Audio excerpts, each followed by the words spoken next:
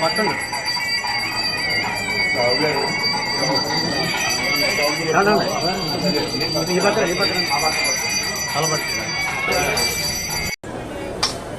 శ్రీ మావుళ్ళమ్మ, జై జై శ్రీ మావుళ్ళమ్మ. భీమవరం పట్టణ నెరవేర్పు ప్రఖ్యాత పుణ్యక్షేత్రం శ్రీ మావుళ్ళమ్మ వారి దేవస్థానంలో గతంలో 9వ నెల 3వ వారం ఉండే జరగడం జరిగింది. ఆ తర్వాత 18/9/2020 నుంచి ఇప్పటి వరకు మళ్ళీ ఇప్పుడు ఉండి చరిత్ర ఎక్కించడం జరిగింది. సుమారు 104 రోజుల కాలానికి మళ్ళీ ఇప్పుడు ఉండీలు తెరిచి ఎక్కించడం జరుగుతోంది.